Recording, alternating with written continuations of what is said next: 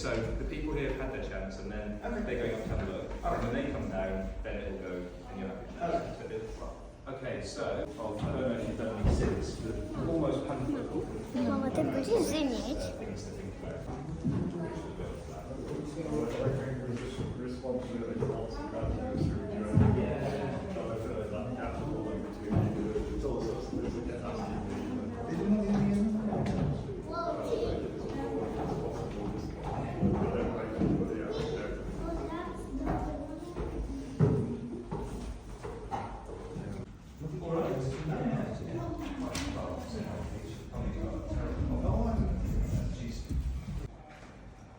I did ask people's names on the last group who've gone up, but there's no chance of me remembering them. So I'm not going to try. This is Stuart, and we are two of the ringers who ring here at this tower on a monthly basis. We normally ring at St Modern's Church in the marketplace, but because there's so many towers and not enough bands, bell ringers, we come here once a month and ring as well. So there are, in this tower, 10 bells. The lightest one is here, that's called the treble, and I forget how much it weighs, 100 words? I can't remember. We'll say it's about 500 kilograms, something like that. And then they work around 2, 3, 4, 5, 6, 7, 8, 9, 10 to the one with the biggest box by on the floor. That one weighs about 1,500 kilograms. Not all of the weight is off centre, it's some of it's around the It's still a fair weight that you're pulling. And then when if you want to ring 10 bells, then you need 10 people. It's one person per rope. And the bells are like this. This is how they actually work. You have the ropes go up through the holes onto a wheel. And at the moment, all of the bells are downwards at the moment. So they're all hanging downwards like this. They're all safe. If you move them, they would swing. If you pull them hard, they swing. But we'll do that later when that group are down. And what happens is when we ring the bells, we ring them from upright. So they start like this. We put lots of effort in and get them to this position, so they're stationary. And there's a post sticking out from the back of the bell, and that rests on a piece of wood there, which lets the bell just rest slightly over top dead centre. So then when we ring, we pull the rope, and it's very, very fast on here.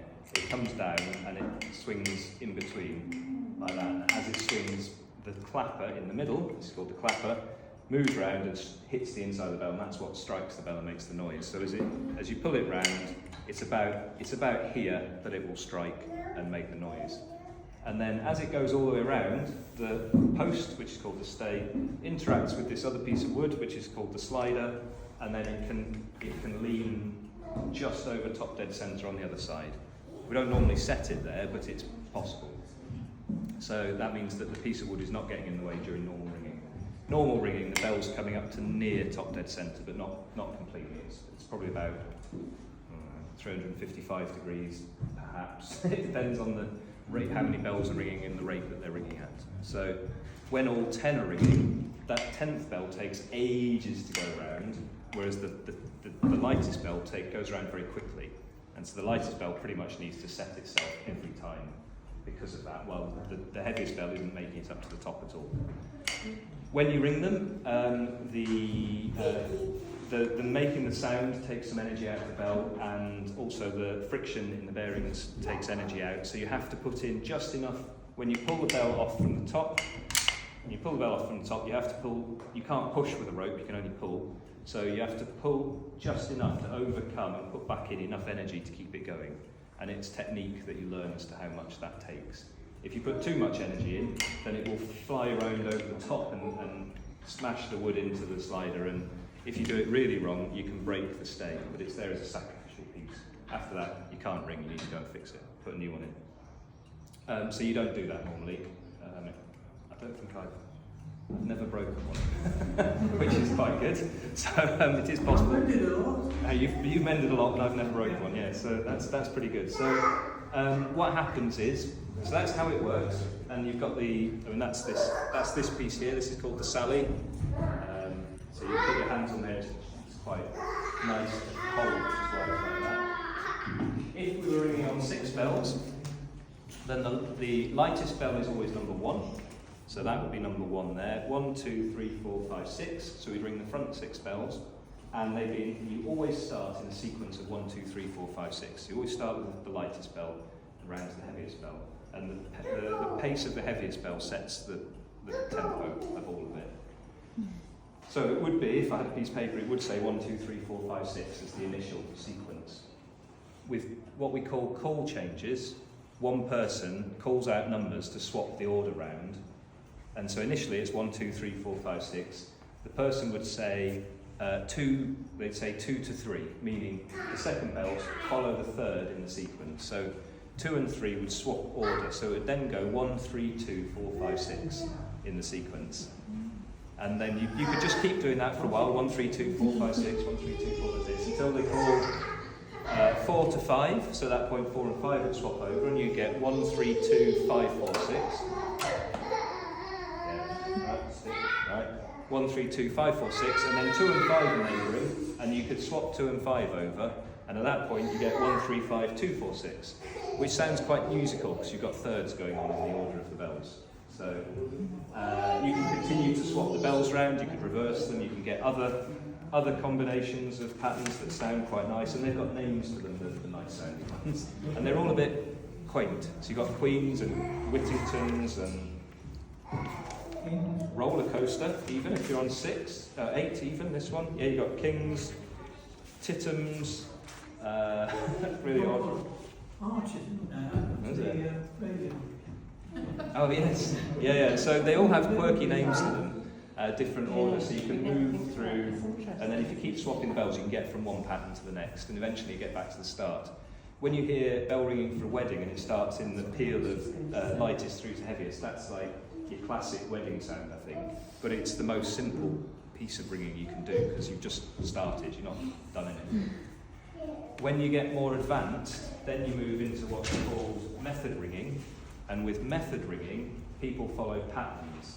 So the simplest would be called plain hunt. And when you start in the sequence 1 to 6, with plain hunt, the even bells move towards the front initially, and the odd bells move towards the back. And they end up crisscrossing over each other. When you get to the back, you change direction, and when you get to the front, you change direction. And they all come back into sequence almost straight away after one lead. Then, if you put in a little do-si-do when the lightest bell is start back at the front, and not the lightest bell doesn't do-si-do, then the order of the other bells has changed. And then you can keep going for a bit longer until they eventually all come back into what we call rounds, 1, 2, 3, 4, 5, 6. And so you can move from very simple into a bit complicated, and then you keep building with other patterns and they've all got different names to the methods, and you can keep building until it becomes very, very complicated, but you're building on existing knowledge and joining things together, and then you can ring on more bells, so you can do it on 10, for example, and it takes a long time to get through them, and that's where some of these boards are talking about achievements of ringing, they've run different methods. So what was it saying up there? So it says there, the first true and complete period of Stedman triples was run in 3 hours and 1 minute, which is an awful lot of standing, concentrating on ringing the bell, along with everybody else. And if somebody else goes wrong, you've got to help them get right, you can't carry them. You can't afford to have somebody wrong, because when it's all perfectly right, everybody's got their place in the sequence and there's no gaps and there's no clashes. As soon as somebody goes a bit wrong, then they're clashing on top of somebody else and there's a gap. And then as you ring, you're normally following people in the sequence or working out where you're at. And when there's gaps and clashes, it can get very difficult to work out where you should be if you're not being very careful about it. It sounds like there's some more people coming up. Is the battery gone? The battery's gone. And that's called method ringing. And the methods it takes about 3/4 an hour, 1,000 and something changes, or you can do 5,000 and something changes, 5,040. So a quarter peal and a peal, and they're like sort of achievements, like a half marathon and a marathon type of thing. Quarter marathon and marathon, I think, would be the way to put it. And it's good practice to do that, but it's more mathematical than musical. And the numbers, it's all run by the numbers, and when you ring a method, there's no, if you look at this as a sequence mid-method, and there'd be other rows of numbers as the bells swap positions, there's no combination of any single row that's identical to any other row. So otherwise it would be considered false, and that would be a no-no from the ringing point of view. Oh, okay. 3 adults, 2 children on the way up. Over. Thank you. Sequencing this is going to be difficult. Ich war von eindrücklich, weil ich irgendwann auf den Stoß von hinten und da dachte ich, nee. Okay. Ja, sehr hoch. Ich hab gewusst, aber oben, wenn du so einen Schritt drüber machen musst, How often you should do it? Sorry? How often you should do it? What, to wind the clock? Yeah. Once a week. Oh, okay. But sometimes we don't come here for a week or two. We only come about once a month. But at the moment, because of the 105th, Yeah. 50th anniversary, we've been here the last 3 weeks. So. Normally we only ring here once a month, normally. Mainly we ring in the marketplace in the town. Once a week, Tuesdays. Oh, okay, yeah. Better grip to pull. You try pulling that. Now try pull it with that one. The other thing, Understand, so it's if I gave you a little piece of string, you won't be able to pull it very tight, would you? You just slap it. You couldn't grip it very easily, it just slip through your fingers. You have to pull it back down as it's going up. So on its way up, you go like that, and you can just sort of feel it. And also, don't hold your hands up because the rope will flap about. Just follow the motion of the rope with your hands, and then you can do that. And then if I try to show you this one, which there's just no chance at all, and you meant to keep your feet on the floor, but there's absolutely no chance at all of me striking that bell. Not so either Steve might be able to do it, or we have more than one person pulling somebody up here and somebody on the floor pulling that. I'll see if I can get it. 2 adults will run home on the way up.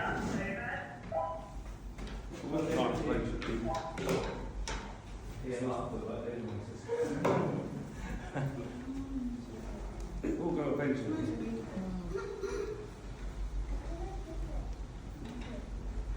Well done. That's all it's going to give me now.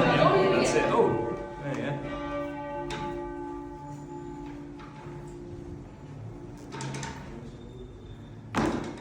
So this one is about 1.5 tons in weight, so about 1,500 kilos, and this is probably about 200, I think, something like that. Maybe nearly 300 kilos. Okay, that'll do. Next person. Thank you. Oh yes, you can do it with almost no motion. Yes. Is that good? Yeah, good. Right. You need to make the coil. 1, 2, 3, 4, 5, 6, 7, 8, 9, and this is the biggest one, which is known as the tenor. And this is about 1,500 kilos.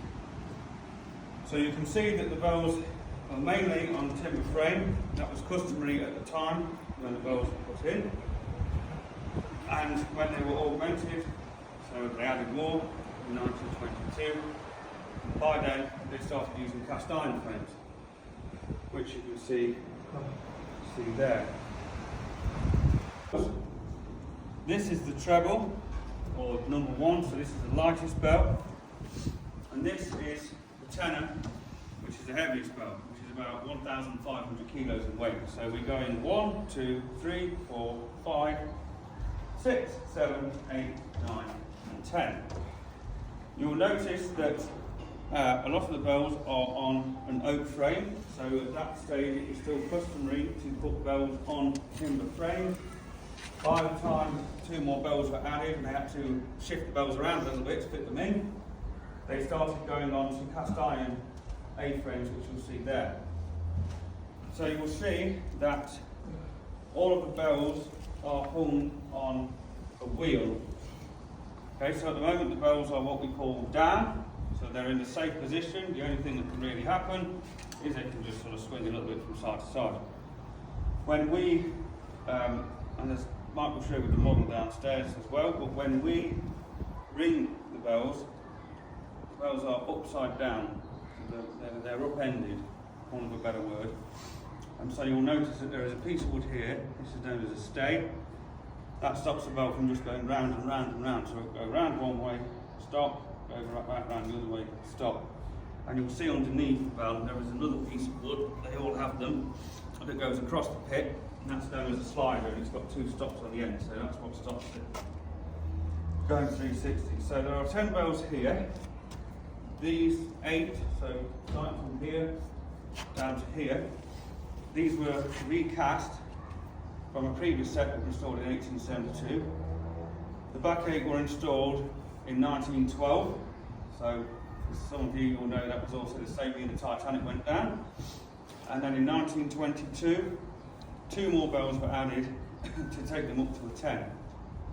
So the ringers that were in this tower, the band in the 1880s, they were one of the best bands in the country. They were ringing methods, so almost like I guess pieces of music for bells that you would memorise, and it was quite complex stuff. And they were ringing full peals, and a full peal is on these bells is usually about 3.5 hours to get through all the changes of continuous ringing. And some weeks they actually run, say, 3 peals in 1 week. So if you can imagine coming up to the tower at least 3 times a week to then ring for 3.5 hours solid each time, plus your Sunday service ringing, I think they must have been pretty fit to do that. I can't imagine they were, you know, particularly overweight or anything. I don't think you physically could be making that trek. Does anyone have any questions about anything they see, or want to know anything else? Or does it all sort of make sense in a loose sort of way? There is one just under the tenor, and they will use a hoist and pulley, and they will just put them in the frame and then hang them on their bearing. So, not sure how many men it must have taken. It must have taken quite a few, because this is 1.5 tons, and we've got to be probably now, I don't know, probably a good 80 foot up from the floor level. So, you know, that will take quite a bit of effort. And usually once they're in, you don't generally take them out very often. They are very nicely harmonically tuned, and they were all cast by John Taylor's, which is still in existence, the only bell foundry, or major bell foundry left in this country, and they're based over in Loughborough. So if anyone ever goes across to Loughborough at any point and visits a bell foundry, very interesting place, very big place, you can sort of say, yes, I know where you cast some bells for. In fact, most of the bells in the town are cast by Taylor's. But yes, so that's how we get them up into the tower. Anyone else have any further questions? Pretty spectacular from up there, but it comes down to your personal choice. So, is there anyone who would like to go to the top? Okay, yeah.